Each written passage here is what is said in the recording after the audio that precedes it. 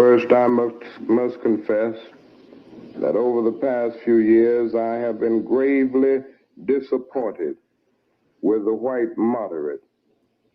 I have almost reached the regrettable conclusion that the Negro's great stumbling block in his stride toward freedom is not the white citizens' counselor or the Ku Klux Klaner, but the white moderate, who is more devoted to order than to justice, who prefers a negative peace, which is the absence of tension, to a positive peace, which is the presence of justice, who constantly says, I agree with you in the goal you seek, but I cannot agree with your methods of direct action, who paternalistically believes he can set the timetable for another man's freedom, who lives by a mythical concept of time, and who constantly advises the Negro to wait for a more convenient season.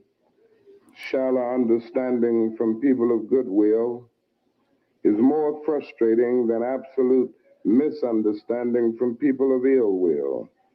Lukewarm acceptance is much more bewildering than outright rejection.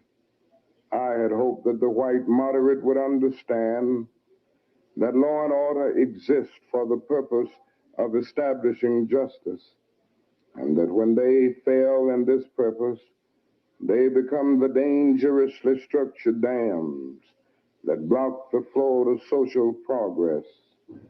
I had hoped that white moderates would understand that the present tension in the South is a necessary phase of the transition from an obnoxious negative peace in which the Negro passively accepted his unjust plight to a substantive and positive peace in which all men will respect the dignity and worth of human personality. Actually, we who engage in nonviolent direct action are not the creators of tension. We merely bring to the surface the hidden tension that is already alive. We bring it out in the open where it can be seen and dealt with, like a boil that can never be cured, so long as it is covered up, but must be open with all its ugliness to the natural medicines of air and light. Injustice must be exposed with all the tension its exposure creates to the light of human conscience and the air of national opinion before it can be cured. That white person that you see calling himself a liberal is the most dangerous thing in the entire Western Hemisphere. He's the most deceitful. He's like a fox. And a fox is always more dangerous in the forest than the wolf. You can see the wolf coming. You know what he's up to. But the fox will fool you. He comes at you with his mouth shaped in such a way that even though you see his teeth, you think he's smiling. You take him for a friend. The same white liberals who used to praise you for your patient, nonviolent approach have now become openly impatient and violent themselves in defense of their own job. Not only in the South, but also in the North, right here in New York City. While they were busting heads out in Brooklyn. They were busting heads out in Long Island. They were busting heads up in the Bronx. White teenagers came out in sheets. Ku Klux Klan, not in Georgia, but right up there in, not down south, but down in the Bronx. White teenagers came out there burning crosses to let you know that this white man here is no different from that white man down there.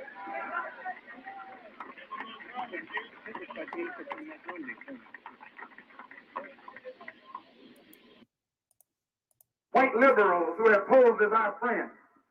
White liberals who have been eager to point out what the white man in the South has been doing to us, while they themselves here in the North are doing the same thing. They have been making a great fuss over the South, only to blind us to what is happening here in the North. And now that the eyes of America's 20 million blacks can easily see that this white fox here in the north is even more cruel and vicious than the white wolf in the south. The southern wolves always let you know where you stand. But these northern foxes pose as white liberals. They pose as your friend, pose as your benefactor, pose as your employer. They pose as your landlord. They pose as the neighborhood merchant. They pose as your lawyer trying to help you. They infiltrate all your organizations, and in this manner, by joining you, they strangle your militant efforts toward freedom, toward justice, and toward equality. They use integration for infiltration. Throughout America, here in the North as well as the South, masses of black people are demonstrating against the oppression and exploitation of the white man.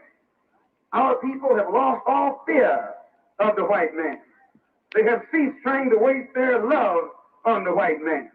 And they have ceased turning their nonviolent cheek to the violent white man. And because of this new, fearless, more militant attitude on the part of our people, we see the increase of violence and bloodshed between the white oppressor and the oppressed, between the white exploiter and the exploited, between the white slave master and his 20 million ex-slaves. And where will all of this end?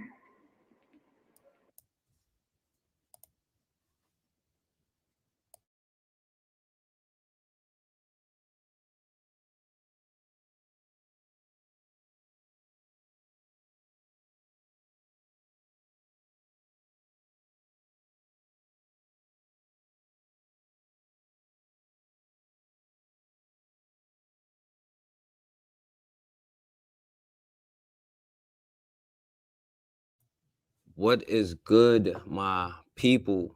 We are live back with another live show on the forecast. What's up, Rashid? What up, Angel? What's going on, Brandon? Um, yeah, man, how y'all doing today, man? I just came on here to holler at y'all, you know what I'm saying? And I don't plan on it being a long show, but I wasn't able to make the one of those premiere videos like I'll be making, so um but when it's up, I'm gonna let y'all know. But make sure y'all subscribe to the other channel in case they block my channel or whatever. Cause they might block it. I don't know. But I don't want to be on here long, so I'm gonna just go in, you know what I'm saying? And today I want to talk about, because I know everybody, you know what I'm saying, somebody might get mad if I say this, you know what I'm saying, and it's amazing to me. But I want to talk about the white liberals, you know what I'm saying? And by no means, you know what I'm saying, does this mean trade one for the other or nothing like that. But all of this power to all the people, all the oppressed people and stuff, you know what I'm saying? This people of color, you know what I'm saying? This minority stuff that we talking. And I talk about different groups all the time, like because ironically, one group of minority is a white woman, you know what I'm saying? And they are the largest voter block and the largest demographic, But ironically, that's yo, what's going on, Bakari? And yeah, I'm gonna put the link in there for what I'm saying, if you want to come on. But like I said, today we talking about the liberals in our community, because I know people want to talk about what other black people is doing, and there's a time and place, and there's a place for that, you know what I'm saying? And I'm not against it, you know what I'm saying? I try to join when I can. But that's not the only people who be getting our communities, you know what I'm saying? Like, unfortunately, for like especially a certain generation, like the civil rights generation, you understand, like, and they're this just vote down the list Democrat, you know what I'm saying, blah blah blah. And we got to start realizing that we have no friends, you know what I'm saying, at the end of the day. So it's not only, you know what I'm saying, the people that we look at, it's most of the time the people that's right in our face that we try to let represent us, who is lying and all of this stuff. So, you know what I'm saying, the people I'm the person I'm gonna talk about, because people are interested in this kind of stuff. So the person I'm gonna talk about, people might get mad about it, but it is what it is.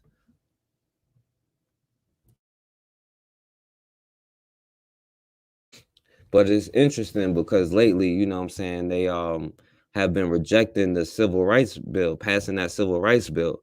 And we know that everything our ancestors and stuff did, whether you agree with it or not. How you doing, Raw? But whether you agree with it, whether you agree or not, you know what I'm saying, we understood everything that they actually went out there and did, whether they, you know what I'm saying, marched non-violently or whatever it is, you know what I'm saying. But now they aren't passing the Voters' Right Act. But the interesting thing is, it's not even really so much based off us. But what we got to realize is they also didn't renew something in the Voters' Right Act, because we got to get it renewed every 25 years as a people. You know, and I showed that on the show. Yeah, I'm grateful you here, my sister. But you know, a lot of those civil rights acts right now is to trying to get these immigrants that they're giving all of this money, you know what I'm saying, trying to give them the ability to be able to vote so that Democrats can stay in office. Because really it's them, you know, is their issues with each other. You know what I'm saying? Like how we have our tribal divisions, so do they, you know, and that's just one of them. But we are sitting here trying to be a part of something, and we give these white liberals a pass all day every day, you know what I'm saying? So I'm a, I got a couple of screen shares. Bakari, let me know if you want to come on. If you I'm gonna show the screen share. I ain't gonna be able to see. So whoever want to talk about this, you know.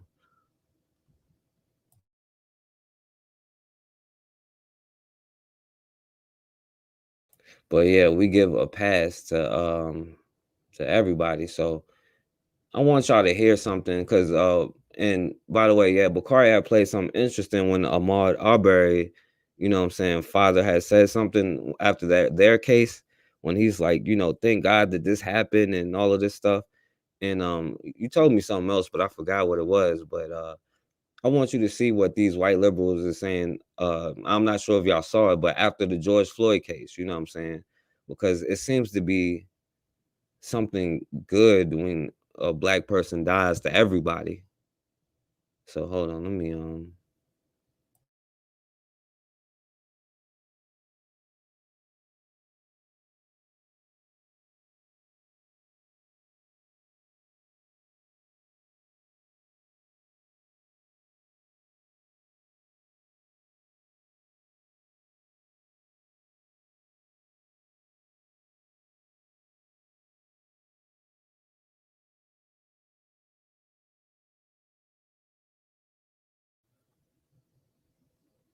all right. All right, we sharing my screen. But I want y'all to see what this Thank you, George Floyd, for sacrificing your life for justice, for being there to call out to your mom. How heartbreaking was that? Call out for your mom.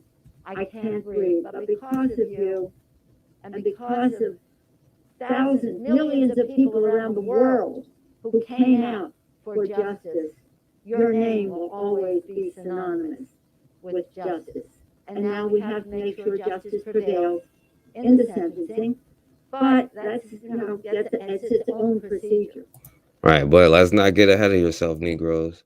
Well, yeah, I'm gonna play that one more time, because I want you to hear what you know what I'm saying, the Democrats say, you know. Thank you, George Floyd, for sacrificing your life for justice, for being there to call out to your mom. How heartbreaking was that? Call out for your mom.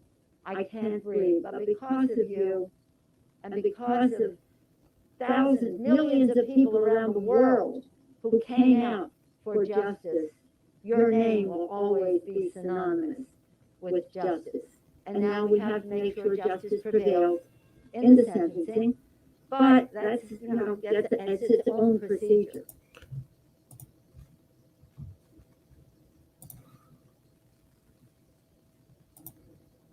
Right, so you know, pretty much, you know what I'm saying, she's saying thank God that you had to die, you know what I'm saying, for there to be some semblance of justice. Although we're not going to get into the sentencing part of it, you know what I'm saying, because to them our lives are nothing but politics, and that's the white liberals too. Because at the end of the day, it don't matter who they are, they're not going to sacrifice what they have, you know what I'm saying, the stuff that they have created, you know what I'm saying? They're not going to sacrifice any of that for you. They may not like seeing somebody get choked out on the street. You know, it might be depressing for them to watch Roots and stuff like that. But when it comes to what are they willing to sacrifice, far too often the answer is going to be nothing. Because like that liberal white dude that tried to come on here, and I don't even know if he was real or somebody's like sent him or something. But when you start asking them, do you want America to be destroyed? No, I'm not going to go that far. Well, what are you willing to sacrifice since we're quote unquote starting over fresh? Are you willing to give up everything that you had? Well, no, I'm not going to do that. You know, well, what's going on with this money that the Black Lives Matter is getting? Well, I don't know. I don't know what's going on with the money. Well, the families seem to not be getting it, and the families seem to be complaining, but it's excuse after excuse. But then after you say all of that, oh, you're still on my side, you're still on my team. See, we have to learn what friends is. If we can't even be friends with each other, how are we going to start opening up to all of these other groups? You know what I'm saying? And I can go into like, you know, a million different groups, you know what I'm saying? Because like some people make excuses for a certain, like, you know, group of people, you know what I'm saying? But they aren't the same as us, you know. uh Irish person knows that they're from Ireland, you know what I'm saying? We argue about it. You understand? And I mean, even different groups of, you know what I'm saying? Because when it was Asian and black, you know, all of these Asian groups are in the Stop Asian Hate thing. You know what I'm saying? It's not like Filipinos or something. Oh, you all right, Bakari? You good? Yeah, it's not like Filipinos or nothing. You know what I'm saying? It's gonna be like, no, don't include me in the Stop Asian Hate. But we try to make excuses for every single group.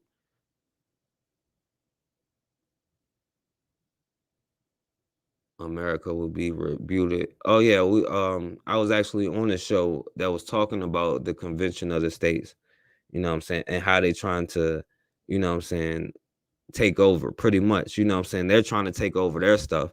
But see, that's the thing. We're not paying attention to the stuff that they're doing, you know.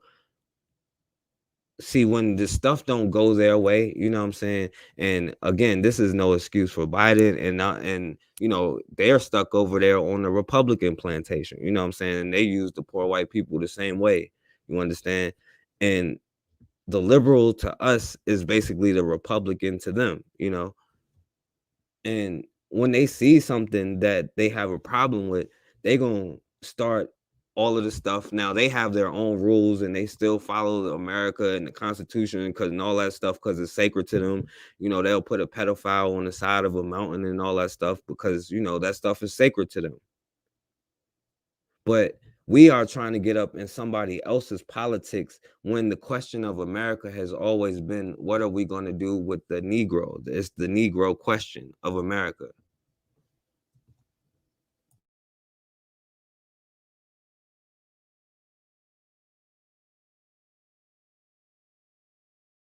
Now, you know, I know a lot of people be talking about how people, you know, scam us in our community, and they have make, you know, valid points. Not, I'm not saying nobody should or shouldn't do that, but I mean, I don't see enough people talking about other people that scam our community all the time because we also, you know what I'm saying, have this safe self-hatred issue where we're looking for this white savior complex. Because one thing that kind of makes me mad is this John Brown complex. Like, you know, we got to find the John Brown hero out of the millions of black people who have sacrificed everything.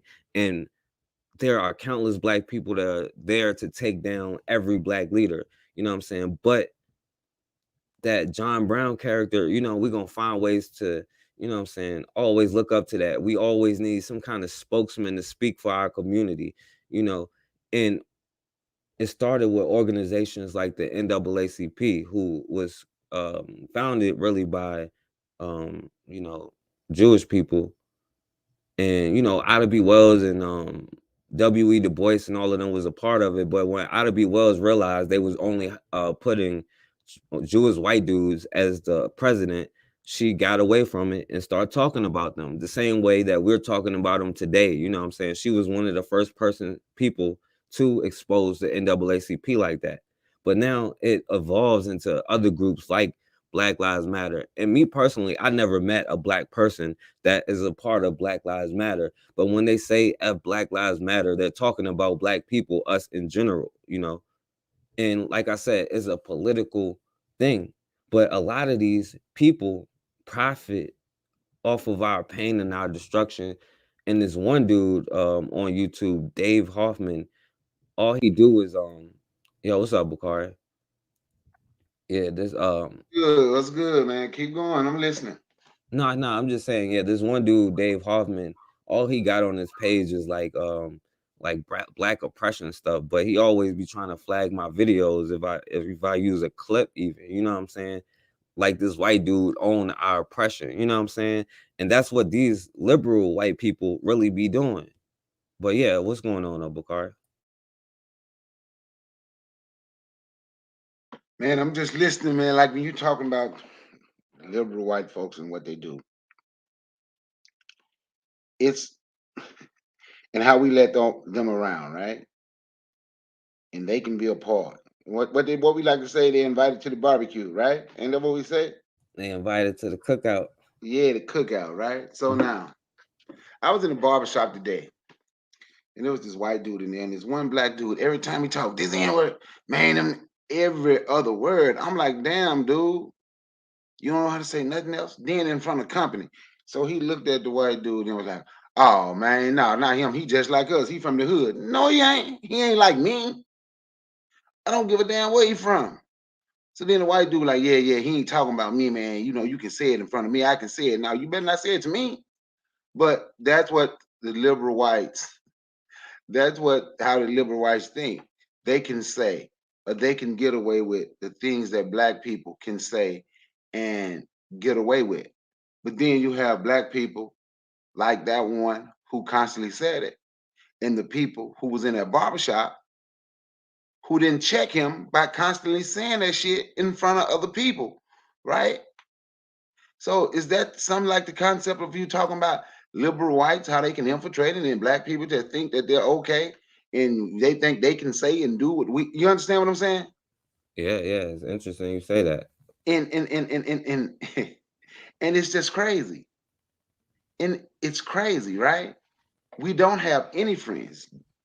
Dr. John Henry Clark said a long time ago, if you want a friend, look in the mirror. And if you don't see nothing, and if you don't see nothing smiling back, you have no friends. We keep looking to reach out for anybody else to be our friend. We want to accept and be like everybody else, other than ourselves, and especially the so-called liberal whites. And when you mentioned Ida B. Wells, how she was talking about uh calling out the NAACP, right? Maybe that's why her and Marcus Garvey was cool. Because he did the same thing. He called out the fake leadership of the NAACP and who was in charge. He called them out and he did the same thing. And he called out the people that we are our so-called leaders who would sit there with them, right? We looking for allies. We looking to ally with everyone except ourselves, right? So then you think if you have an ally, those people have the right to be in charge of your group, can tell you us what we need and what we need to do. All power to all oppressed people around the world. Peace God.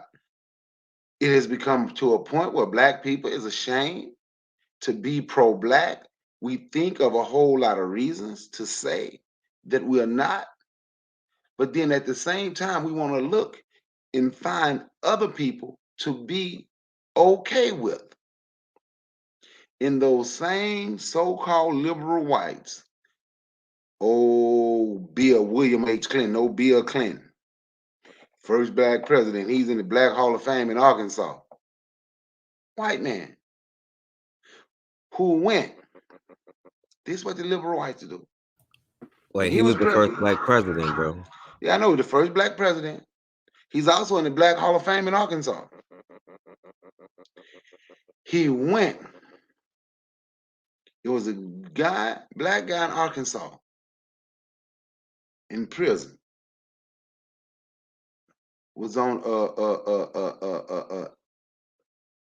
had the death sentence. He was about to be put to death. Everybody knew the dude had a mental problem, right? So the day before they kill you, they come in there and ask you what you want for your last meal. You can get as much as you want your last meal. You know what I'm saying? So they asked him what he wanted. This is how messed up his mentality. Because they knew everybody knew that the guy shouldn't have been put to death. Shouldn't have got no death sentence, right? So his last meal was like, he said, that's a lot of food. I'm going to save some of that and eat tomorrow. He didn't even understand that they were killing him the next day. Do you know who was sitting out there watching him getting their stuff put in his veins so he could die? Do you know who sat out there and watched that happen? That liberal white man and his wife, the Clinton family. But that's what they do. He was president, if I want to say it right at the time. Oh, he may have not made president yet. Could have been governor of Arkansas, but I think he was president. He could have stopped that. He knew that dude had a mental problem. But that's what the liberal whites do. They don't care. But we'll fall for the liberal whites because if you can ask them, name one thing you keep with you all the time. Well, I keep me some hot sauce in my purse. Oh, she invited to the cookout. Look at that. She just like black folks. She keep hot sauce in her purse. I don't know not one black person that keep hot sauce in their purse. Not one black woman. But now men today the ones that's carrying the purse, the man purse. But I don't know not one black woman that take hot sauce with them everywhere they go. But we'll fall for anything. We fall for the foolish, the stupid stuff. And we'll just keep on rolling with them liberal whites, like those ones Antifa. They're out. The ones who burning down everything in the black community, doing the riots, and everybody jumping on the bandwagon. And I'm telling them, folks ain't thinking about you. So then I got a video on my channel where I interviewed him. And the guy, I'm like, why are y'all here? Because nobody wanted them there. We're here to help. We all together, to show that we with you. I said, okay, y'all with black folk. So won't y'all give up some of all them damn resources y'all got on black people back? Watch the video. You can see when I asked him that, when I said that, you can see his whole attitude and everything changed. Because they are not there for us. They want to put on that front. They have their own agenda. They're the ones that burn down all the pharmacies in the black neighborhood. They're the ones who was burning down every damn thing. We need our own stuff, but until we get our own stuff, we have to use what's there. But we'll let these so-called liberal whites come through and and we think they're on our side. I have no idea how we continue to fall for the same thing. I get the mic. Yeah, Bakari, and yeah, you said a lot of stuff, and because you mentioned Clinton too, and another person, one of those white liberals, who Martin Luther King described as one of the biggest problems, like JFK, because he said, just wait and have patience and all of this stuff, because when stuff was going down, what I'm saying, he was hesitating. He didn't want to jump in because guess who he didn't want to offend? What I'm saying, the good old white boys, because they stay on the code to a certain level. Yeah, they may want your vote and for whatever that's worth, And that's another thing with the electoral college thing, and this is not really nothing to it, but like how they literally ship prisoners to different states so they'll electoral college number. Like they'll ship prisoners to Ohio so they'll have a higher population and have more electoral college votes. You know what I'm saying? And just crazy stuff like that. Like showing that you're still 3/5 of a human. And instead of actually trying to change what it is, they want you to slowly assimilate into this society. You know what I'm saying? And like you said a lot of stuff, but I want to show another person, and people might get mad at this, you know what I'm saying? Because a lot of black people be having their cape on, like tied on to the point where they choking or whatever. So I want to show you, one of a lot of black people's heroes, with the John Brown complex. This white boy, Sean King. So let me share the screen real quick. Let's Bakar, I want you to hear something real quick. Okay. You see it? Yeah, I can see it. I can see it. All right.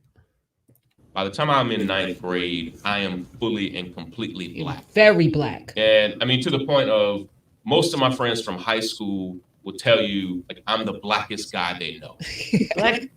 By the time I'm in ninth grade, I am fully and completely black. Very black. And I mean, to the point of most of my friends from high school will tell you, like, I'm the blackest guy they know. All right, so that's the blackest guy a lot of people know, Bakari. All right, so I'm gonna play some of this video, and then I'm gonna an issue. Right. Let me ask you the fundraising part, because one of the challenges, another critique is the people say there's a lack of transparency with the fundraising. Some people when you're fundraising for families or fundraising for an organization, they say when the organization doesn't work out successfully, or there's something happens, that somewhere along the line there's some lack of communication, some lack of transparency about where the money goes, and the accusation is that you're keeping it. Yeah, which is a lie. Like, first and foremost, when people say that, that's a crime. Anytime I've raised money for a family or for a cause, if I kept 50 cents of that money, I have committed a felony. Like, you are not allowed to raise money for anything and pocket it on the low or do it. Anytime I've raised money, I've always had 2 or 3 other full-time jobs myself. Almost every dollar I've ever raised goes directly to the families themselves. When I've raised money for organizations, I'm not even managing that money. Like, I have never, in the 5 years of this movement, I've never even had access to a dollar that I've raised. Why does this dog you? Like, well, no, I think I know, and I have to push through it. I am literally the most visible fundraiser within, not only just within the movement, but even in this time. Like, I've raised over the past 5 years over $30 million. And so what you see me every day raising money for causes, for families, for campaigns. And so what that does is it puts me in a spot of visibility. And I say it like this: I have failed more than most people have tried. And so the thing is, you see me fundraising for something and say it fails. Well, that's not theft. That may be something that just doesn't succeed. Right. And people have to understand, in the age of Donald Trump, if I didn't account to the IRS and to state tax agencies for every dollar I raised, I would already be indicted. And so I feel I have peace about it, and I feel good about the people that I've helped along the way. So another criticism that people have made claims to you is that you're not authentic, because people think that you are not black and happen to be white. And you dominate spaces that happen to be predominantly black and lead these causes, but people have seen pictures and seen articles about you. And Was it Breitbart started that? Yeah, I don't know. It was, yeah. It was when this lie came out that I was a white man pretending to be black. Literally, Steve Bannon was the chairman of Breitbart. Right. The person who advanced that lie, Milo, who was one of the lead writers. Pause there right quick for okay. Literally. Mm-hmm. You cannot let him get past somebody calling him a lie, saying he ain't black, he white. You had to pause that. You said Somebody what? must painted his mirror black. How can he look in the mirror and say he a black person? How can black people fight? I just had to say that when he said the people that started this lie, saying I'm not black, I'm white. What is he? Then did you know he put his DNA up on Facebook? I ain't get that, but yeah, we was gonna get into. I mean, I ain't got the Oh my, DNA, but oh yeah. my goodness. But go That ahead. oh my goodness. Go ahead, Go go ahead. ahead. What was it? What was it? He was like 20% black. Okay.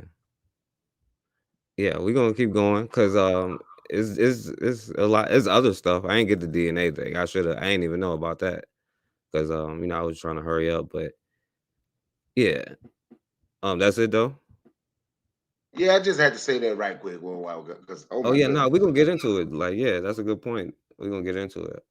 I'm almost done with this part. It's only like a couple seconds. Since been expelled from every social network. Right.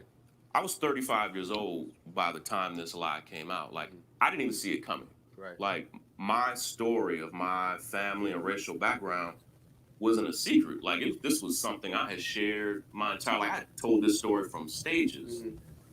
But the truth is, because I am who I am, because I look how I look, there are doors that are open to me that sometimes shouldn't. Like, there are privileges and platforms that I get.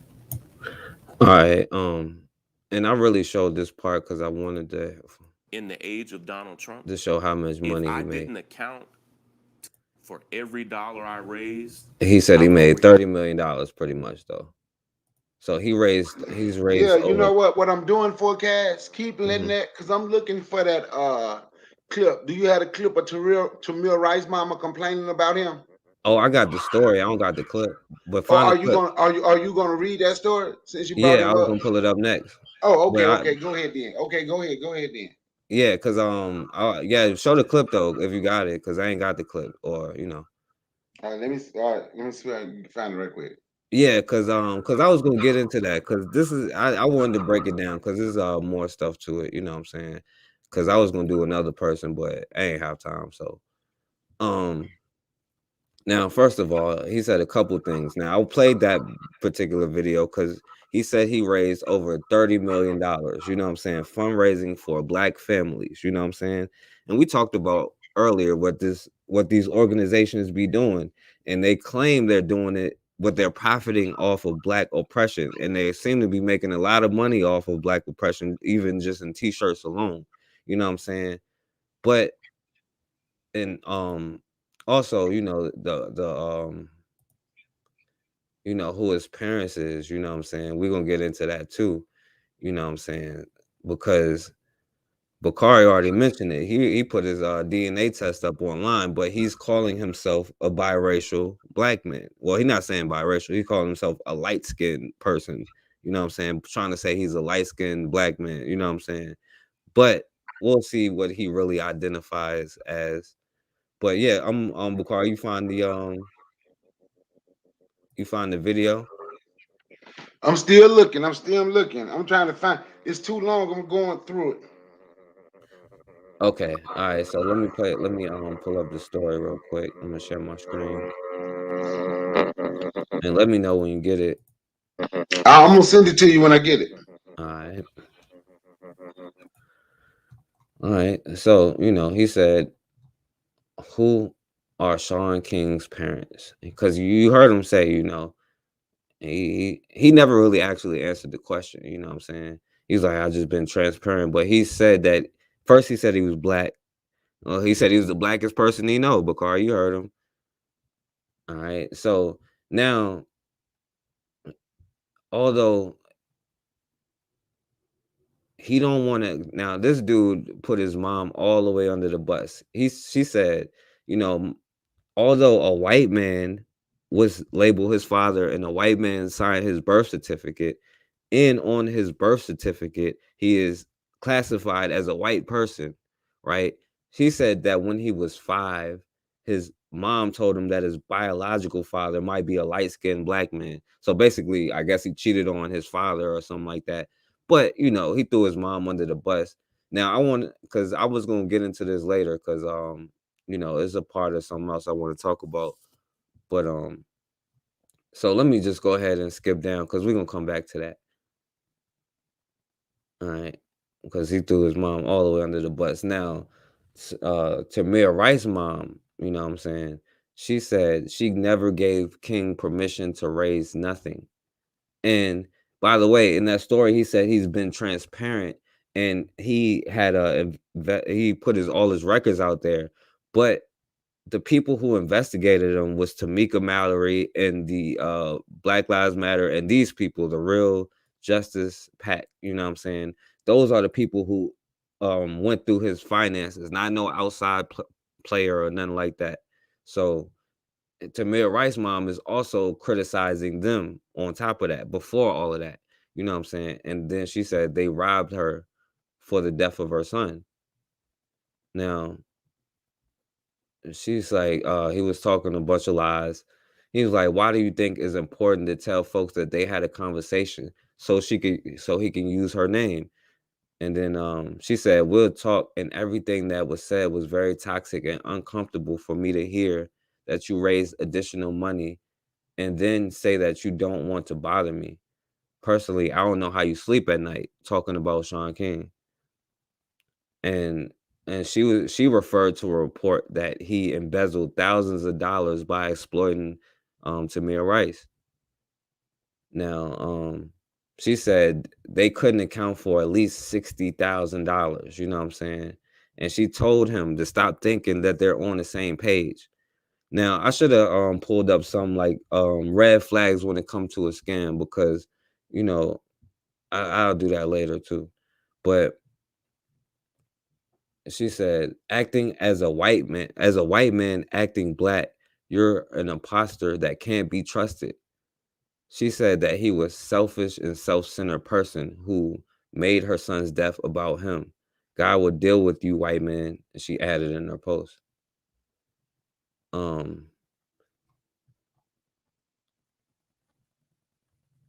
and it's a lot of reports of him and you know what I'm saying, black women where he get nasty with them, especially the people who start exposing them.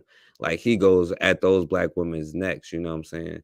So however, families, like, you know what I'm saying, they said other people, but but yeah, Bakar, you got anything else to say about this? No, you know what? See, this is the thing, right? We got to stop waiting on God to handle everything. We need to handle this shit. And I'm just being honest. We need to handle this shit. God gonna handle it. When? When he dead? Huh? We need to handle this shit. We got to stop saying, pardon my French on your platform. We got to stop as a people sitting back talking about waiting for God. The sky gonna crack. God gonna handle you. God gonna handle. No, God gave us the ability to do the things that we can. We have to use those abilities the way we know how to protect, to take care of ourselves, like protect, cut off heads and hands of people that want to come through and disrespect, like that white boy claiming that he's black, like that Black Lives Matter. See, and what they did was they created a catchy slogan because they knew black people was gonna get behind it, right? And the things that I said when it first came out, it bothered people. So I'm gonna say it again because it still bothers people. Not that I want to bother you. I want you to understand. I want us to think, right? Who? And if anybody can answer this question, I'm gonna ask the question. Then we'll get about 3, 4, 5 seconds for somebody to respond. Who do we want to understand that Black Lives Matter? Can anybody answer me that question? The not oppressed people of the world. Okay, so we want the non-oppressed people to know Black Lives Matter. Now, do we know our life matter? No. We don't. Okay, because if we knew our life matter, we wouldn't be out chanting trying to get people to accept us saying their life matter too. Because if we knew that our life matter, we would stop stuff like this. If we knew our life matter, those white liberal police wouldn't have been doing what they're doing. Wouldn't have been able to just do that to Tamir Rice and get away with it. If we knew our life matter, you wouldn't be able to kill unarmed black men and women for no goddamn reason. Pardon my French. If we knew our life matter, we would be out here doing this work. We wouldn't be afraid to say we gonna have a militia if we knew our life matter. If we knew our life matter, we wouldn't have been on here belittling someone who did create a militia. He may have did some things wrong because he's human. It may have leadership could have been done, possibly done better. But instead of us trying to reach out, and it was hard to reach out, don't get it twisted. But everybody who sat on YouTube and talked about them, ask any of them that they tried to reach out to them.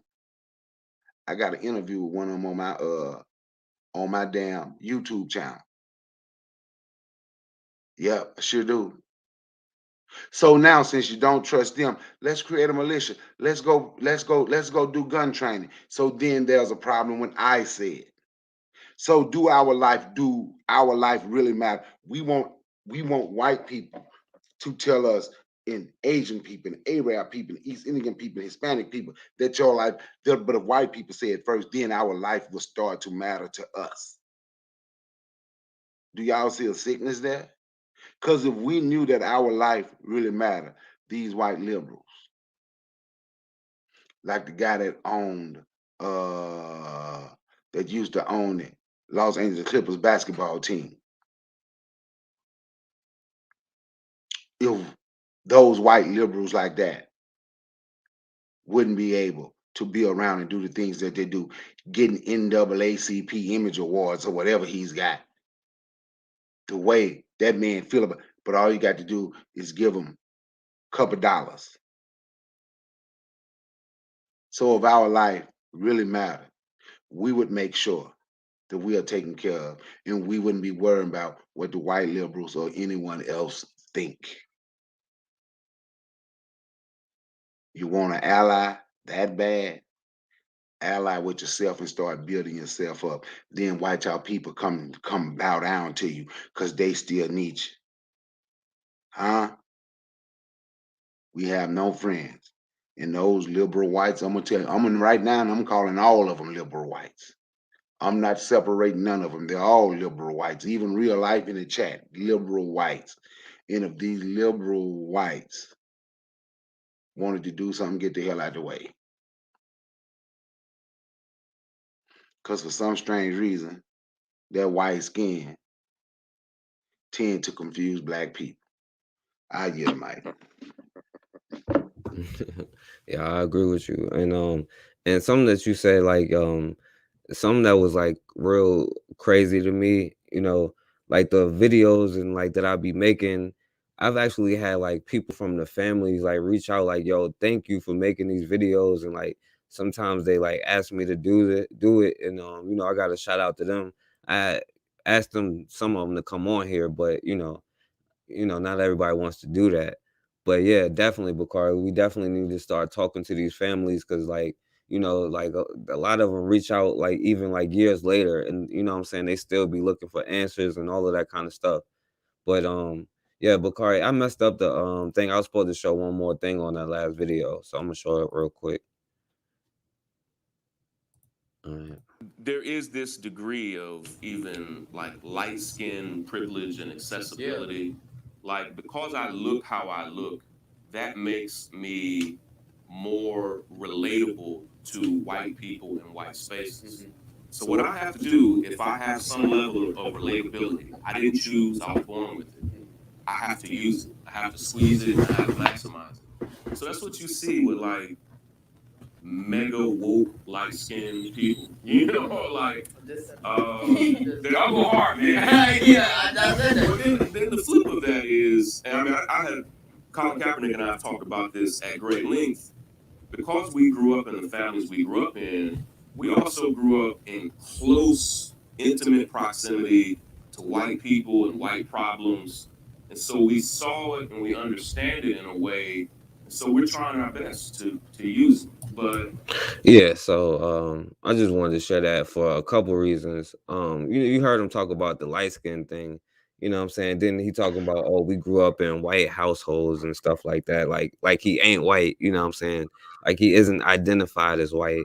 Like both of his parents isn't identified as white. That's on his birth certificate. But also, Bakari, yo, I left that part in too because the Kaepernick thing too. Mm-hmm.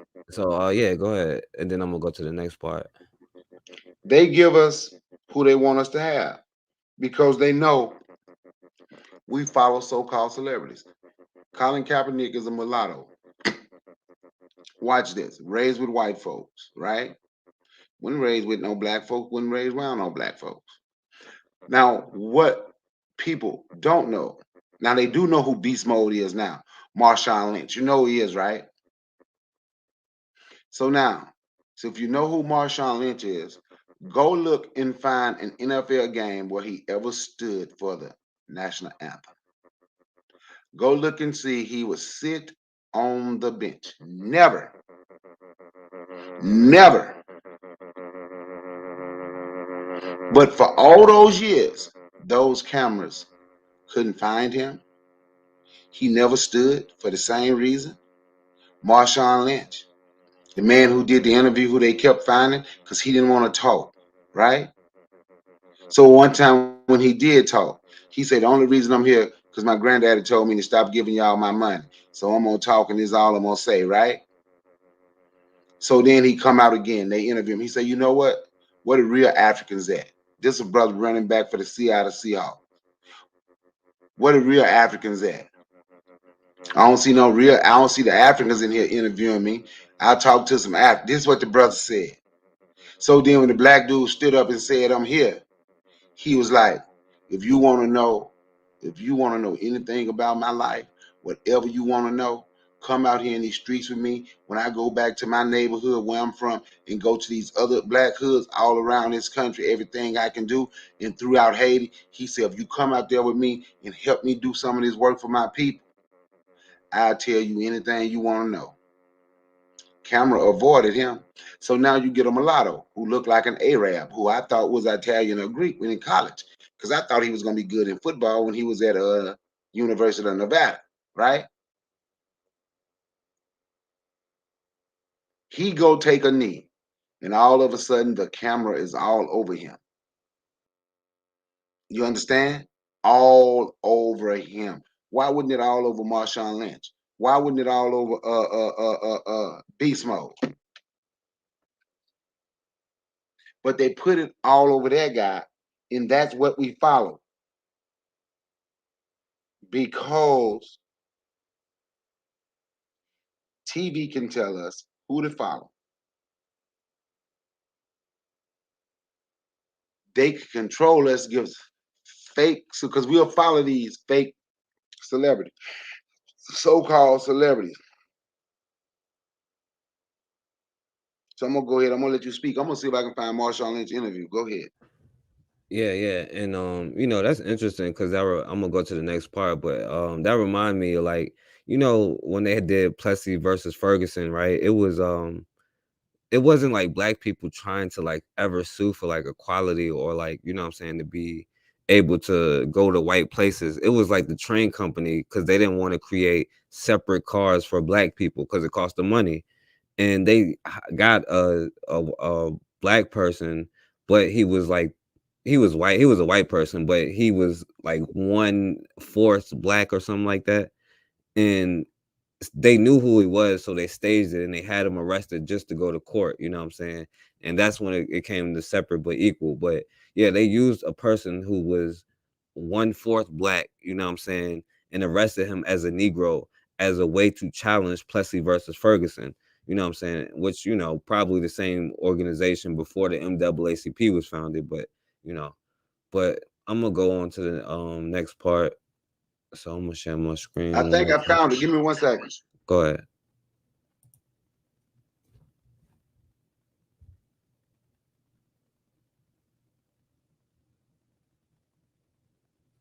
You got it, Bukar? Yeah. I think this is it. I want to play it, but it's okay if I play it. Yeah, go ahead. Let me see. I think this is it. It's like 2 minutes. I hope this the whole thing where he say what he say, but just listen to this brother. And this is the brother that been standing up his whole NFL career. Well, I'm sorry, sitting down. His whole NFL career. We don't show him no love. Hey, look. I mean, all week I done told y'all what's up. And for some reason, y'all continue to come back and do the same thing that y'all did. I don't know what story y'all trying to get out of me. I don't know what image y'all trying to portray of me. But it don't matter what y'all think, what y'all say about me. Because when I go home at night, the same people that I look in the face, my family, that I love, that's all that matter to me. So y'all could go and make up whatever y'all want to make up, because I don't say enough for y'all to go and put anything out on me. But I'll come to y'all event, and y'all shove cameras and microphones down my throat. But when I'm at home in my environment, I don't see y'all. But y'all mad at me. And if y'all ain't mad at me, then what y'all here for? Actually, I'm not mad at you. I ain't got nothing for y'all though. I told y'all that, so y'all should know that. But y'all will sit here like right now and continue to do the same thing. I'm here preparing for a game, and y'all want to ask me all these questions, which is understandable. I could get down with that. But I told y'all, I'm not about to say nothing. So for the remainder of my, 3 minutes, because I'm here, I'm available for y'all. I'm here, I'm available for y'all. I done talked. All of my requirements are fulfilled. So now for this next 3 minutes, I'll just be looking at y'all the way that y'all looking at me. Oh man, they didn't have the whole interview. I'm sorry about that. I thought that was the whole thing where he was talking about shout out to them. My bad. I'm sorry about that. Go ahead, Forecast. My bad. I thought that was the whole thing. Yeah, you good. But you heard how he handled them though, right? Yeah. Yo, and Marshawn Lynch always kept it like a stack, you know what I'm saying? Well, you know how he was feeling. So yeah, I respect that, brother. But yeah, let me go ahead and go to the next part. All right, I'm gonna play this again because I want y'all to hear it. Black. By the time I'm in 9th grade, I am fully and completely black. Very black. And I mean, to the point of most of my friends from high school will tell you, like, I'm the blackest guy they know. All right, the blackest guy they know. Now I'm gonna skip through some of this video. This is another Republican black girl, but you know, it is what it is. He has gotten rich at the expense of gullible black people by pretending to be an oppressed minority. He learned early in life that the best way to scam black people is by pretending to be one of them. Sean King knows that black victimization is big business, and as a white man pretending to be black, he was able to exploit this narrative to the max while receiving millions of dollars and endless media coverage. I'm gonna skip some parts because I ain't really trying to put his, On September the 17th, 1979, Naomi K. Flemings and Jeffrey Wayne King gave birth to their son, Jeffrey Sean King. This white middle-class family lived in Versailles, Kentucky, in a respectable, quiet neighborhood in the suburbs. Since his parents named him after his biological father, they called Jeffrey Sean King by his middle name, Sean, instead of his first name, Jeffrey, as to not confuse the two in the household. In the beginning, Sean King grew up like a typical white child in a middle-class neighborhood. But when he reached high school, he embraced black hip-hop culture like many other white teenagers during his time, and thus transformed himself into a wigger to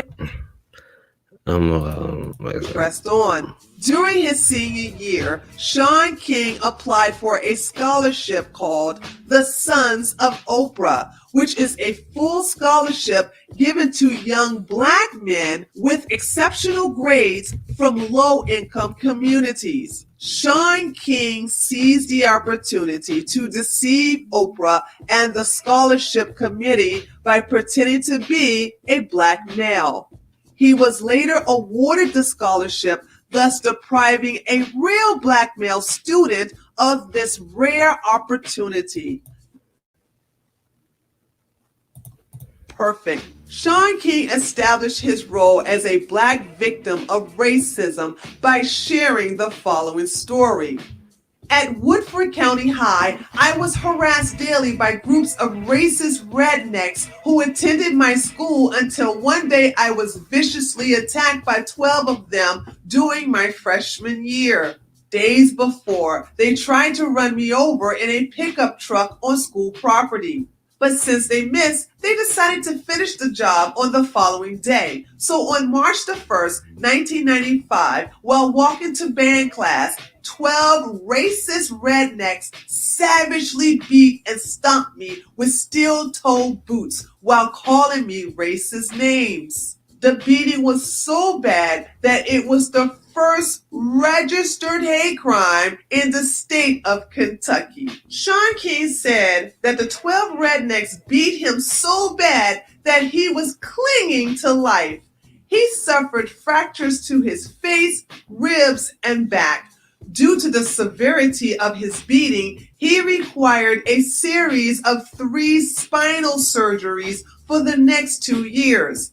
The injuries resulting from his beating forced him to miss more than a year and a half of school. Shaun King said that his body never fully recovered and he fell into a deep depression and at times wanted to die. All right, hold on. The police report from that incident and were shockingly surprised to discover that everything Shaun King said was a lie. Vicky was also able to obtain a copy of Shaun's birth certificate, which states that Shaun King's race was listed as white. All right, hold on. There's one more part.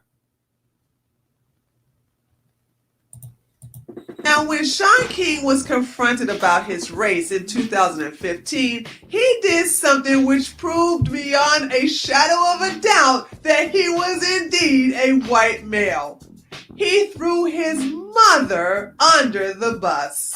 During the year 2015, conservative news outlets exposed Shaun King as being a Rachel Dolezal 2.0, with certified documents proving that Shaun King was indeed white, not black.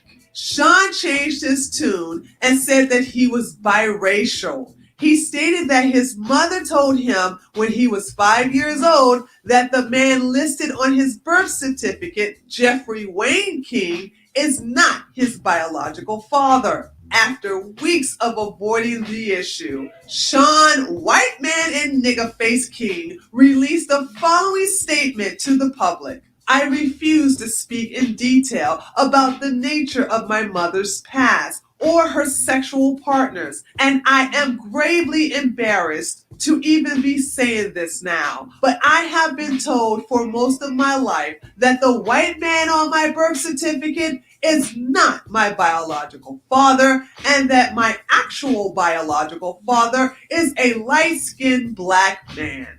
My mother and I have discussed her affair. She was a young woman in a bad relationship, and I have no judgment. This has been my lived reality for nearly 30 of my 35 years on earth. I am not ashamed of it or who I am. Never that. But I was advised by my pastor nearly 20 years ago that this was not a mess of my doing, and it was not my responsibility to fix it. All of my siblings and I have different parents. I'm actually not even sure how many siblings I have.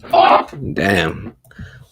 Now, Bakari, this is an interesting conversation right now. Yo, now, because if this was a black woman, right? Now, first of all, even if because his father, he didn't know his father, so it don't really matter if his father was there or not. You know what I'm saying? But it's an interesting conversation because if this was a black woman, now, do you know how many bitches and hoes and all of this stuff they be talking? Like he said, his mom, he don't even know how many siblings he have. You know what I'm saying? His mom got a different father for every, you know what I'm saying, one. But yeah, Bakar, you want to talk about that or Hey, he used another keyword to get black folks in. You know what that was? what?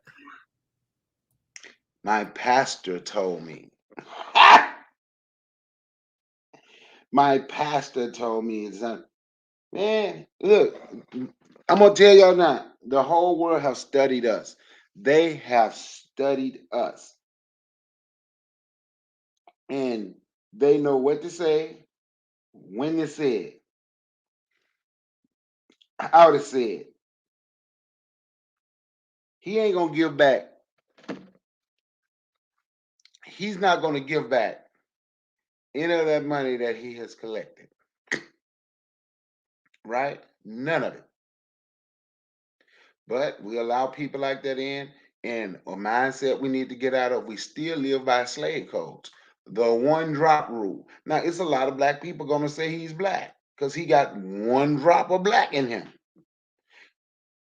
So that would make damn near, But he don't. huh? No, I'm saying he don't. He's I white. thought his mama, the thing he had put on Facebook that time, he had said his mama was mulatto. I think his mama was mulatto. No, his mom is that white woman that's in the thing. He said that once he got caught, he said that like even though his father is white, that's on his birth certificate. And on his birth certificate, he said he's white. Then he said when he was 5 years old, and y'all should watch that video. And like even though she a Republican black girl, you know, she was on point with this one. But he said that to make an excuse after he got caught that his mom told him when he was 5 years old that she cheated on his dad with a biracial black man and got pregnant. That's supposed to be his dad. But you know, that's the story he said, you know what I'm saying? But on his birth certificate it just say white.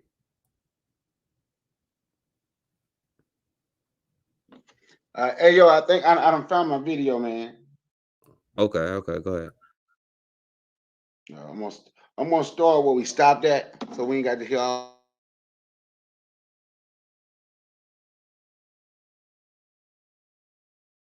Yeah, what up, Diamond? What up, Blue? What's So up, Time to Work? you remember where we stopped? Okay, so I'm gonna start. Let me see.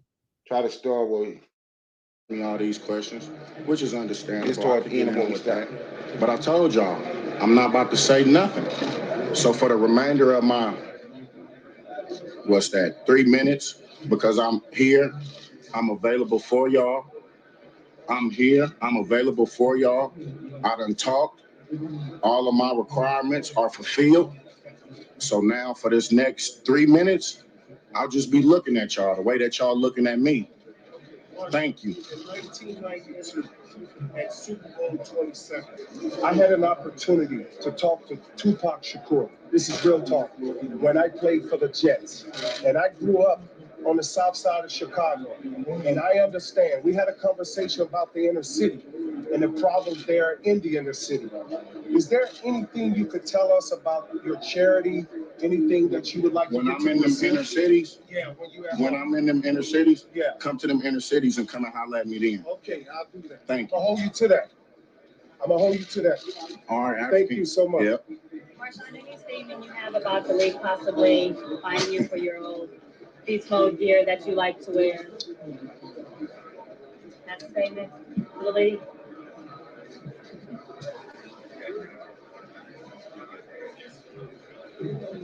You know, yesterday. Y'all got 2 more minutes to look at me.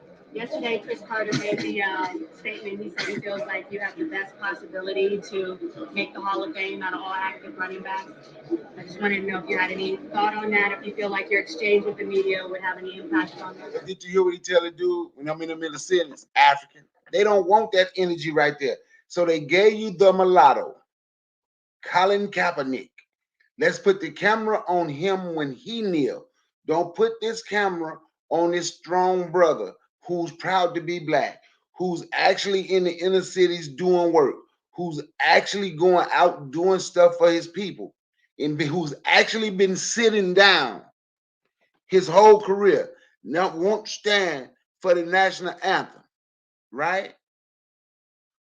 Won't stand for, but they gave you the Arab or Greek looking mulatto and said he kneeled for you. And we followed what the media gave us. And what people would get mad with me when I would say, to hell with Colin Kaepernick.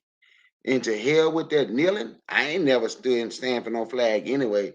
That was a whooping in my household coming up. So I never done that anyway. The same thing I like to hell with that. I understood why some people wanted to kneel. My son even kneeled at school. He ain't standing for that, and he was by himself. And because the black kids was afraid of the white coach, then I found out the black parents is afraid of the white coach. And when I said something to that coach for threatening my son for taking a knee, I told him, you ain't ever got to stand for no damn national anthem. The white coach said something to me, and you could have heard those black men out there, oh, they might think you trying to start something now. Or they might think you're trying to be like Colin Kaepernick. I said, man, fuck Colin Kaepernick. I don't stand for this shit. Colin Kaepernick ain't my hero. This stuff that we were already doing. So me and that coach almost got to fight. Whose side you think them black men out there took? Whose side you think them black women out there took? Huh? They didn't stand with me. None of them.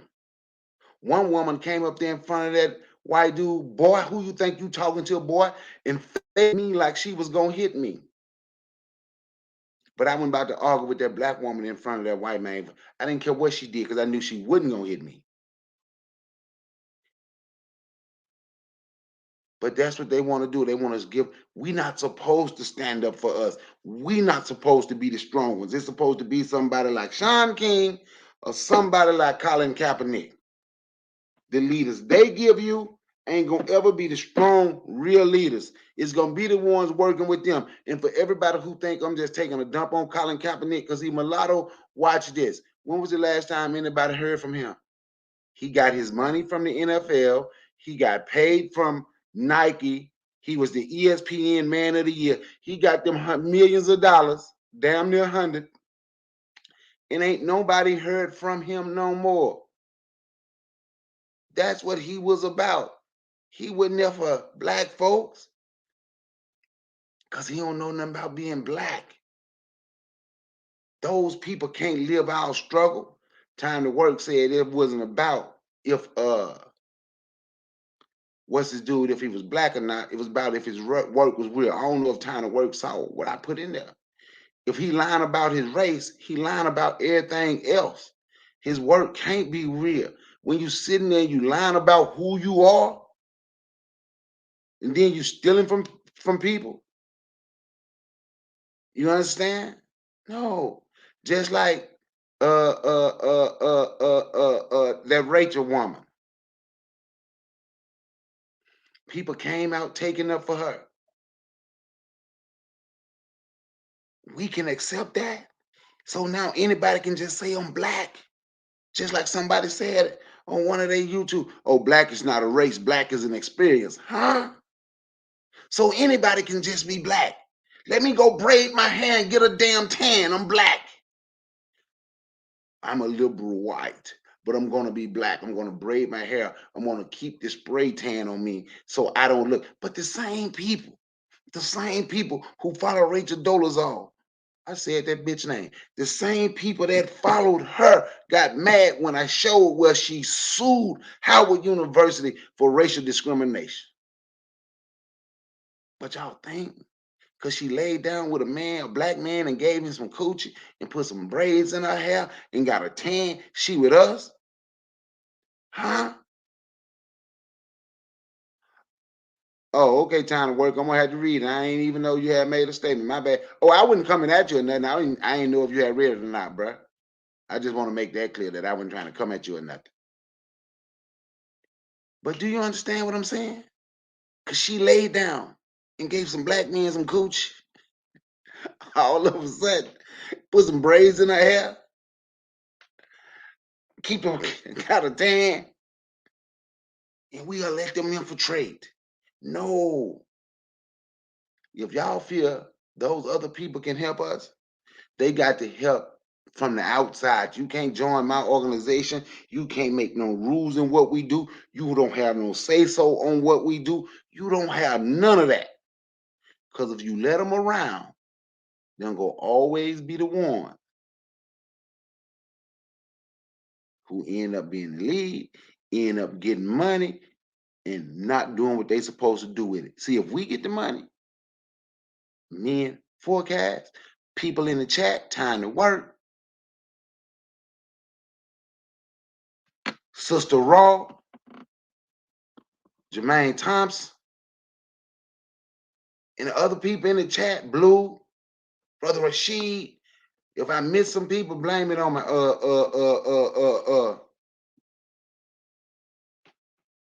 blame it on my brain, not my heart. If we get it, we gonna help us. When they get it, we see what they doing with it. Then might get mad and sue you for racial discrimination. But those are the people. See, TV. And I'm gonna tell you something. Let's tell you, but I have no problem with a white person who struggles for black liberation if they exist. You're right. And you know something? I'm gonna show you something. It might be one or two out there struggling for black liberation. They just got to help. As long, as long as they ain't the ones the TV gave you, you might have you a couple of real ones that willing to accept. I'm gonna help you from the outside. I ain't trying to be a part. I ain't trying to lead. I ain't trying to speak on y'all over what you're going through. I ain't trying to do none of that. But the ones that TV and now YouTube, TV and now YouTube, TV and now YouTube give you, shit, you better be extremely careful of them. More careful than the other ones. I'm careful with them all, but the most definitely better be careful with them. Because they coming with an agenda, just like Antifa came with an agenda. When I was down there, they there for black. How y'all here for black? Black folks over here talking to the police. A group of black people, they standing there. You understand? Standing there. Group of black folks and the police going war for Antifa say they here for us. They come get behind the group of black people while the police got their guns. They come get behind a group of black people and start throwing frozen bottles of water at the police. If they start shooting, who gonna get shot? Then they go burn down the windows. It didn't bother me. I wouldn't have burned it down. I'd say don't burn down stuff in your neck. Let's just stop going to them. I hear the mic because I keep going, man, and I'm probably just rambling. Might not even be making sense right now. Oh no, you good, Bakari. And you know, when they said who struggled for black liberation, when I don't know if y'all heard when that white boy on, all they could still name was like two white boys from like 57 years ago. You know, those two Jewish white boys. Apparently, those are the only two white boys in the last 57 years that I can't even say they, because like Khalid Muhammad said, I don't know why they were there, and you don't know why they were there. So. But yeah, let me because y'all asked a good question about, you know what I'm saying, whether if he could mean it, and you know what I'm saying, I want to share an article on this, you know what I'm saying, to see if he's legit about it. This article is called Integrity. So, and it's kind of long, so I'm gonna just skim through it, you know what I'm saying. But he's talking about Sean King has followed a uniform pattern through the years, a pattern that has made me speak up, you know, in previous disagreements about his issues of transparency and ethics that ended in his apology. And he deleted all of his tweets that noted he was focused on journalism and not engaged in attempted organizing or fundraising. So he's saying he wasn't going to do that no more, even though he still does.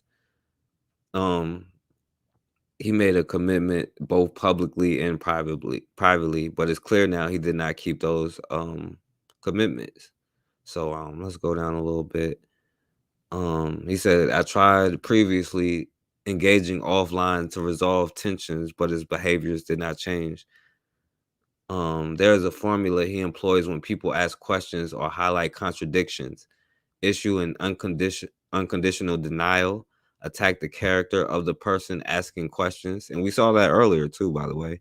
Argue that white supremacists are attacking him or his family, respond only to the last salient points raised, then issue a statement akin to an apology. But he does not often answer any questions and any resolutions for contradictions raised. You know what I'm saying? And I've seen this too. Like he's bullied a lot of black women that tried to speak up and had to apologize over and over. And then we heard him say, failure is not fraud, but he never really said what happens to that money. So y'all can read this article, but I'm gonna go down a little bit because 2014 we saw what Tamir Rice's mom had to say. And he led the organization and its chapters and had primary communication with his members. There were no regularly scheduled updates. You know what I'm saying? And they didn't interface constantly with organization volunteers or finances. People was questioning and had concerns about his leadership even then. And so they found when people disagreed, they were removed from the group or they was labeled as a troll. And we still do not know how much money was raised or spent. You know, Sean sent out an email that said they had raised little over $11,000 in 2 hours. A few months later, in the midst of questions about the funds, he emailed volunteers saying that Justice Together only raised a little more than $9,000 online and a $10,000 donation. So he's saying that 100% was returned. But what about the 10,000, So it's not clear that they ever filed taxes. Um, it's talking about people complaining. So this goes on and on. And so I'm not gonna go on there. So we can go to the next thing.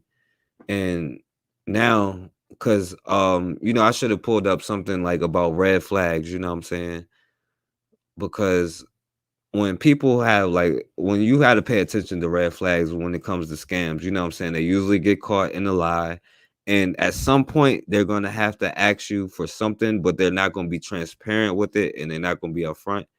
Now, he's saying that he wants to move out. Now, he got this house, $840,000. And now he's trying to blame it on his wife, you know what I'm saying? So I wanted to show you this, um, he's trying to say that everybody is saying that he got this home, but he's blaming it on his wife. He said, "My wife bought this, not me."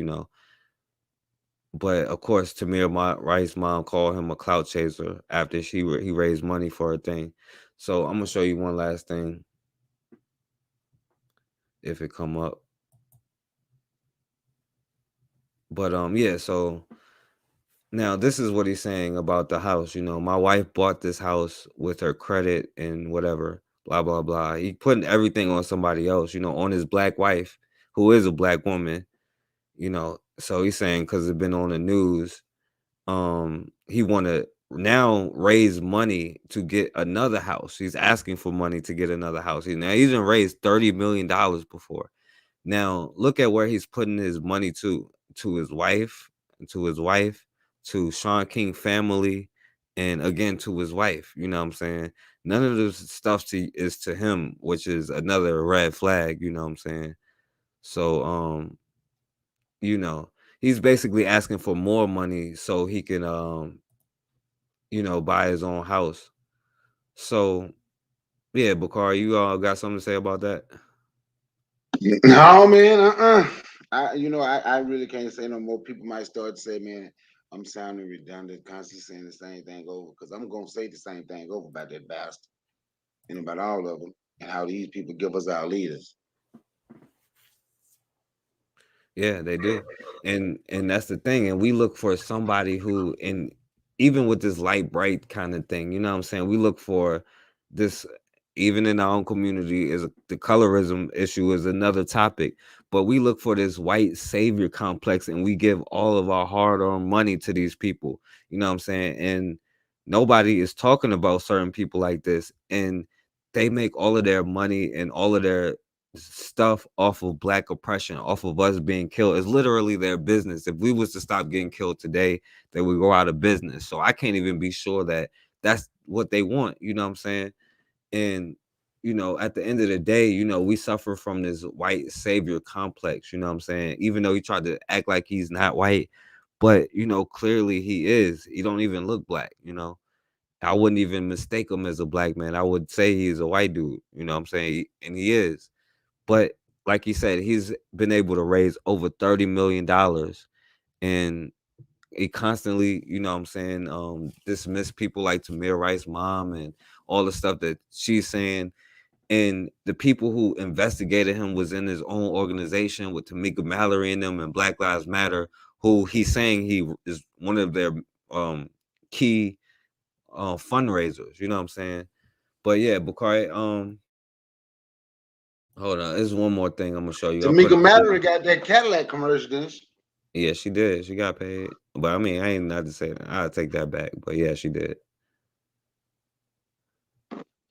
You know something? Let me say this right. Black Death, and I tell people this all the time, right? You remember when you was younger, you first get your job, you know what I'm saying? Or you hear, what's going on? The biggest economic stimulus package in the black community, what was it? What was it 20 years ago? The biggest economic stimulus package in the black community, what was it? Do y'all know? Income tax check. Do you know what the biggest economic stimulus package in the black community is right now? Black Death. Black Death.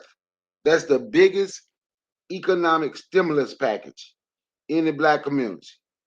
For real. Because you kill a black person, everybody gonna be out here selling t-shirts, doing all that, right? Everybody gonna be out here. Everybody can just print up a shirt with your name on it. Everybody get paid if a black person gets shot by the police. Everybody. It's the biggest economic stimulus package in the black community. Lil Ron Ron just got shot. Let's go make us some shirts for Lil Ron Ron.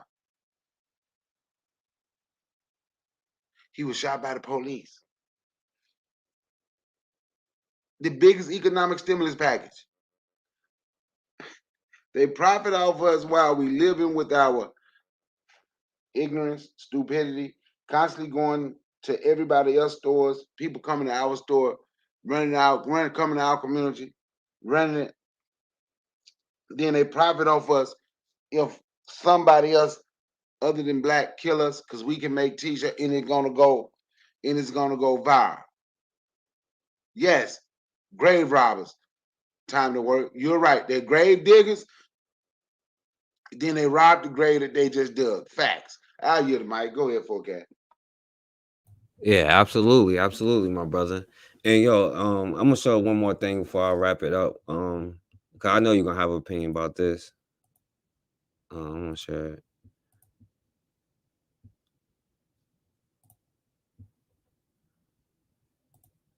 All right, can you see this, Bakari?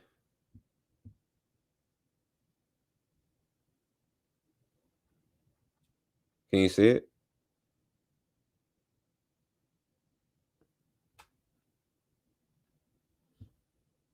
I don't know. I'm on mute.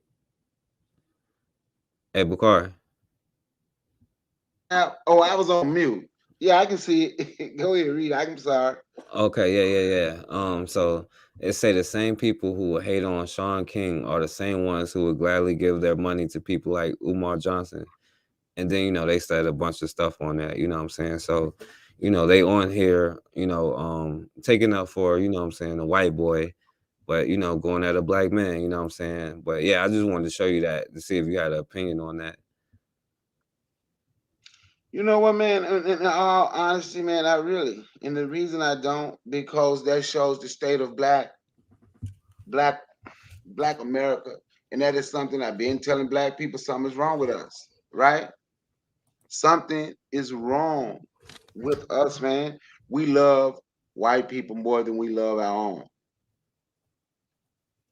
Even you can see Dr. Umar Johnson's building. Yeah, it taken him a long time, right?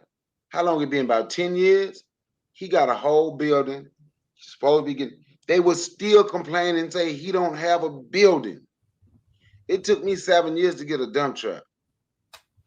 Sometimes it take long for your plan. But they ain't gonna complain about him who stealing people money. You understand? Happy birthday, Erica Howard. Happy birthday. Happy birthday. Happy birthday. Yeah, I was gonna say, happy birthday, Erica. Everybody tell Come on, Erica y'all happy put it in birthday. that chat. Happy birthday. Happy birthday from Team Black.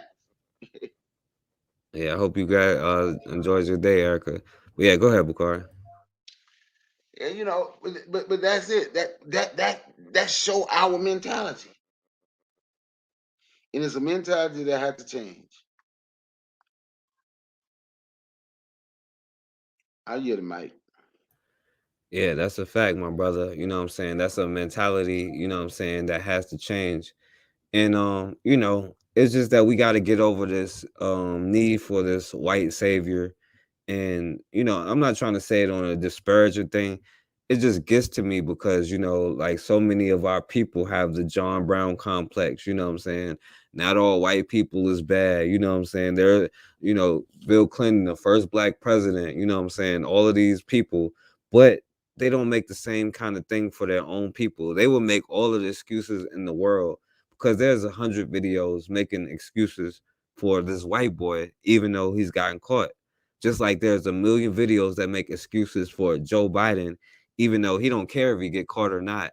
We are looking for this savior in somebody else's who is not us. And the last thing I'm gonna play, because I already played it already, but I'm gonna play it again because I want people to realize um this white savior complex, you know what I'm saying? Like what these liberals really, really think of us, you know what I'm saying? So I'm gonna play one more thing. It's real quick, just 30 seconds, and then we're gonna close out.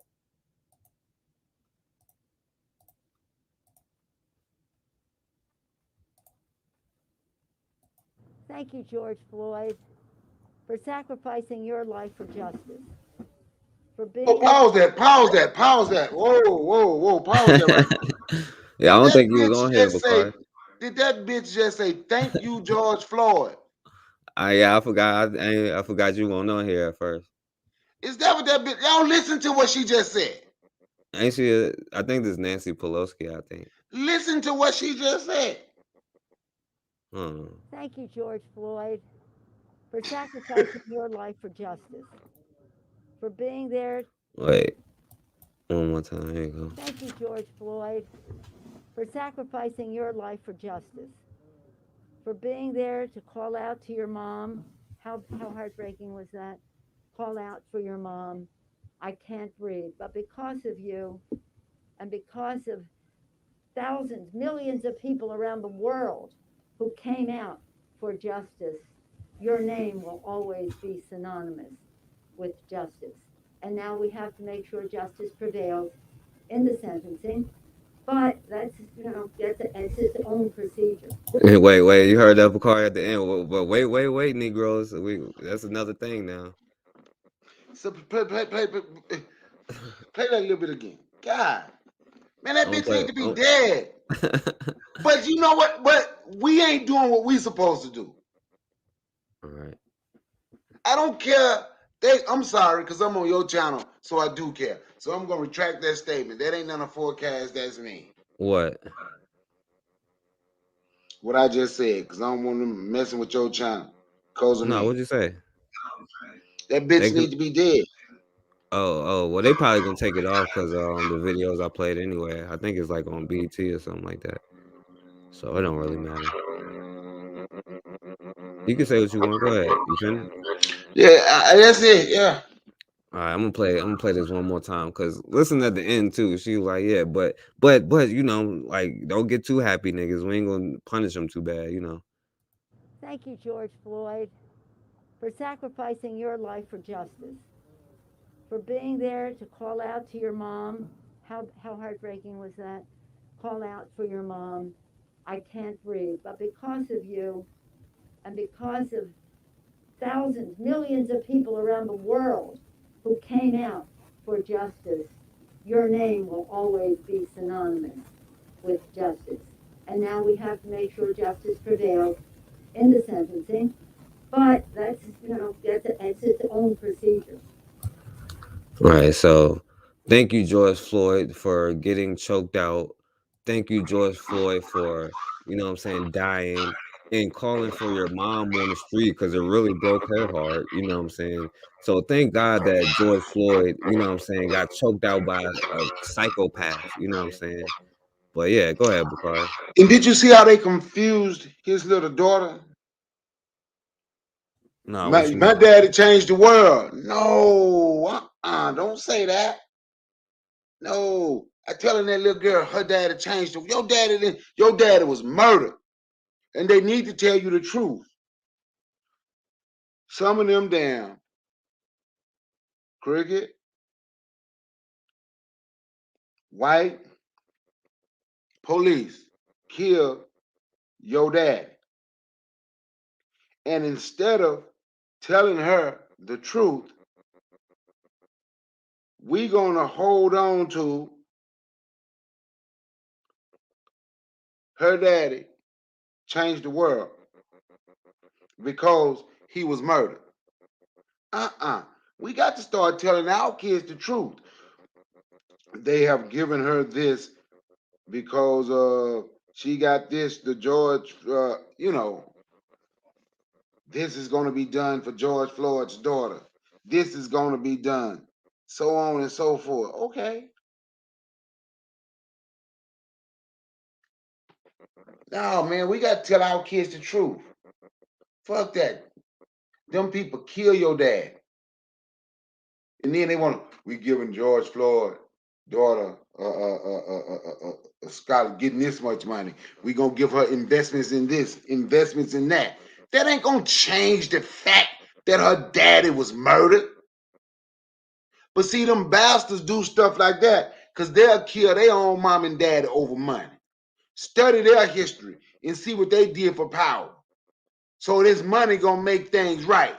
And we got our good little domesticated Negroes over here who ain't gonna tell them the truth. Well, she better not beat no black man like me, because I'm gonna tell her the damn truth.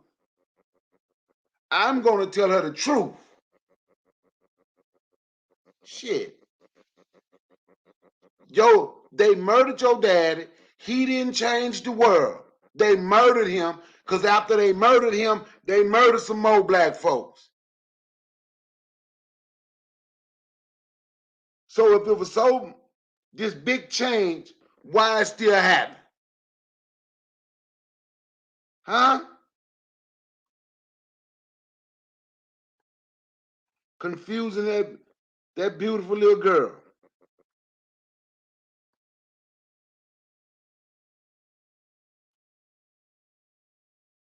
Confusing her. And we send back as a people or allowing it to happen as a people. Then you get these new coons, the new KKK, the coons, clowns, and cowards gonna sit and make like what the dude name who played in the NBA, he was supposed to be George Floyd's friend, Steven Jackson.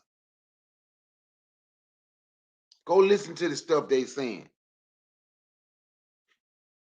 Then you got people like, what's his damn name? And I know we talking about the white liberal, but Al Sharpton, him. Remember, he sat up there and did that prayer and thank God for Ahmaud Arbery's murder. Remember? Talking about, God, we thank you. You took a little boy. That first of all, he wasn't no little boy. He was a 25-year-old young man.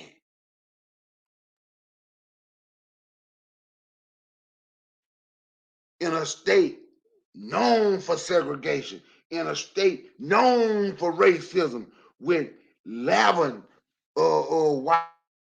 Oh, I'm sorry, it was an all white jury. and we got that conviction.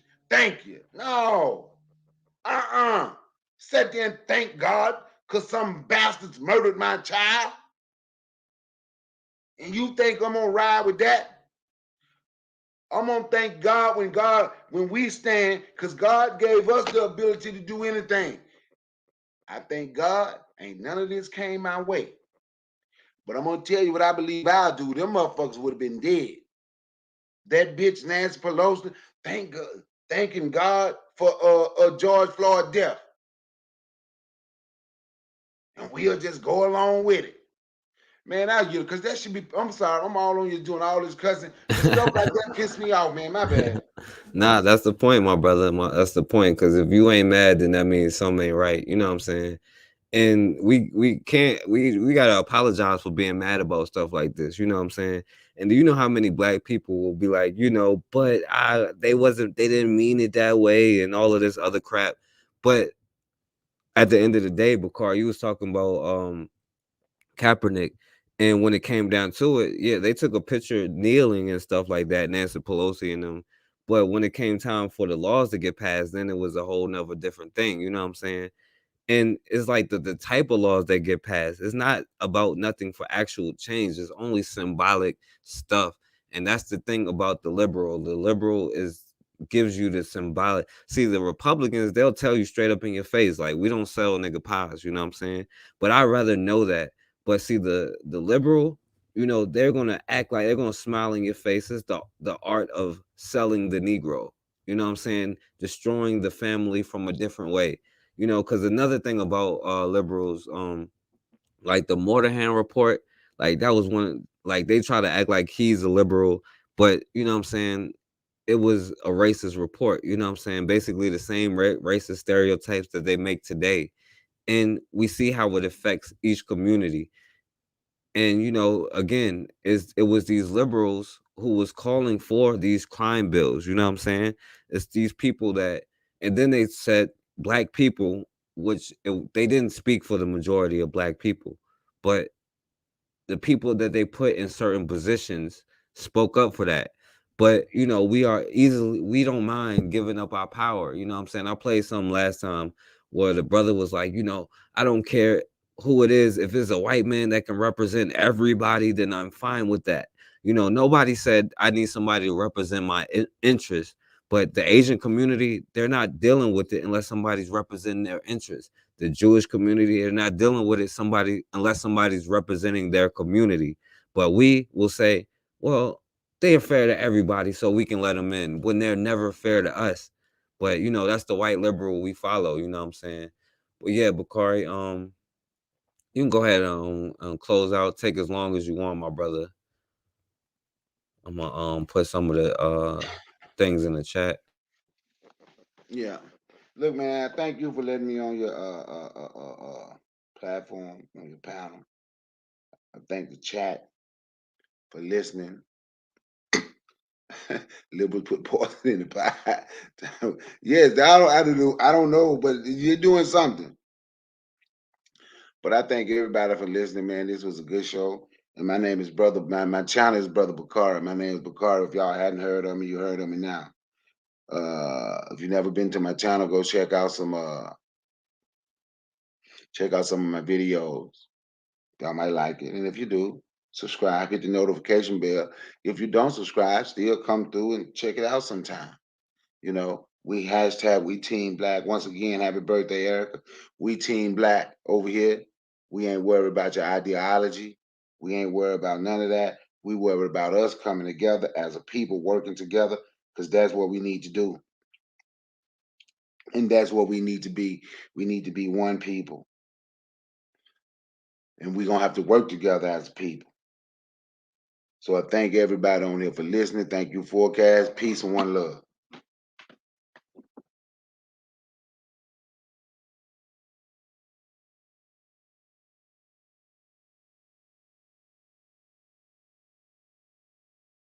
All right, yeah, my bad, Bakari. Hey, you do me a favor, put MG2 channel and who else? I guess everybody channel. Catherine with friends, shout out to her. and Deborah, shout out to her. Put all their channels in the thing, if you don't mind. But yeah, as far as the liberal thing, what I'm saying, like, yeah, they probably do put poison in the pies, but see, they're gonna smile in your face and stab you in your back. You know what I'm saying? They're gonna give you that comfort that you're looking for. And it comes down to the question of, what do we want? Do we want freedom? Do we want equality? Or do we want comfort? You know what I'm saying? It seemed like we gave up on freedom and we're hopeless for equality. But now we just are okay with comfort. See, we are the only group of people that'll let somebody else come into our communities and run our communities, be the elected officials in our community. We can't go to Chinatown and become an elected official or whatever they got going on down there. And until we realize that, but see, those liberals, you know what I'm saying, those Democrats, people like LBJ, he said, I'll have those niggas voting Democrat for the next 200 years. And damn if it ain't 60. Right? Because they figured out that convincing the poorest white person that they're better, um, convincing the poorest white person that they're better than the best black person is going to empty their pockets and keep them coming back. And that worked. But whatever they convince black people, you know what I'm saying? I need to start convincing us that we're going to have unity that way, because we've been voting Democrat this whole time. And now it's to the point where they're telling you, we're not going to do anything to help you. And I seen more people go at somebody like Ice Cube, who at least had a plan or something, than the actual Democrats who talking about, you're not black if you don't vote for me. See, some of the things that Republicans say about Democrats is true. It's just the issue is they don't want to deal with what's going on with the Republican side. You know what I'm saying? So they just traded one plantation for another. But the thing is, until we start building our own political party and empowering ourselves, and it ain't even got to be about a political party. It could be about empowering ourselves by learning how to grow our own food so we can feed each other. Because guess what? The stores is about to be bare, and there's no John Brown that can save you from that. If that means learning how to shoot back, because the white liberals like Antifa, they might set CVS on fire, but they're not going to do anything to actually help us not get shot and killed. And when I look at all of these videos, like of black people being killed or shot by the police or some crazy circumstance, all you don't even see black people mad about it. All you see is those Europeans making excuses as to why it was okay for that person to be killed. Because we don't have no friends. I went through every single group. We thought the Irish was our friend. No, they was a part of the blackface thing and the murdering and all of that kind of stuff. We thought the Italian, no, they was in on the violence with these yeah, especially what's going on, flaws and stuff. And yeah, facts time to work. Unless we get on code. But this is a great opportunity for us to be able to learn our lesson or either perish. You know what I'm saying? Either way, we're done. You know what I'm saying? So this is the opportunity for us to do what we have to do. But there is no saviors coming, because we feel like somebody else is going to somehow have mercy on us when we don't even do the things that we have to do to build ourselves up, to build our own communities up. Right? Even the HBCUs, they're named after these quote unquote liberal white dudes that wouldn't piss on fire to help you out. You know what I'm saying? If you was on fire, wouldn't piss on you if you was on fire. Yeah, exactly. And we did shows for a long time about stacking up, preparing for all of this stuff. And guess what? The liberals are helping bring in the same kind of catastrophe as the Republicans are, because ultimately we are the only group who don't do business, the only group who don't have an agenda, the only group who don't do the things that we're supposed to do to be able to survive and to create our own culture about who's accepted and who's not, about how we're going to do things, about what we call ourselves. We allow other groups to do all of those things for us. But we got to get over this John Brown complex, you know what I'm saying? Because even the people like, because another liberal, Karl Marx, who was just as racist as anybody would be on the bottom of his society too. So, you know, at the end of the day, man, we are all we got, man. And yeah, Bakari, you good, man? You want to say anything else? Yeah, I'm good. You know what, man? We're gonna have to do another one of those shows about survival. Actually, I've been planning to do a show. I'm gonna do it. Do anybody in here in the chat? Do anybody here know how to run a lamp? How to hook up a lamp or your microwave or anything like that? Run that off a battery in your house in case something happens. No, I remember you was telling me. Yeah, you got to do that video. Do anybody in the chat know how to do that? Use a marine battery. You can use a marine battery and run. Some go out. You can have power in your house with at least in one room of your house with the marine battery. Well, that's one of the channels I want. That's one of the shows I'm planning to do. But we gonna. I got more shows we gonna do before then. You know. We have to come back. You know. We have to talk about the unity. We have to talk about us respecting ourselves, respect, love, provide, protect, the four pillars. You know what I'm saying? We have to work together. And one thing we're gonna have to do. Oh, you got a solar power generator? That's good. That time to work. We're gonna have to get past these petty differences that we have in order for us to do better.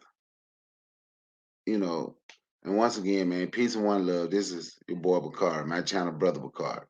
Like I said, if you hadn't heard of me, you heard of me now. Peace, one love. Yeah. Thank you, Bakari, for coming through, my brother. And yeah, I appreciate it. And shout out to everybody. Thank you, Flaws and stuff. I appreciate it. And yo, facts raw. That's why they gave us the dogma. So we will look outside of ourselves. We gave up the power that we have in reality. You know what I'm saying? We control our own destiny, but we look for somebody else to control it, maybe because it's easier or whatever it is. But we'll never be free as long as we do that. As long as we think we got all of these friends, you know what I'm saying? I can go down the list like the Irish, the Jewish, the white bitches, the you know, Latinos, Hispanics, whatever you want to call them, you know, the quote unquote LBGQ, you know what I'm saying?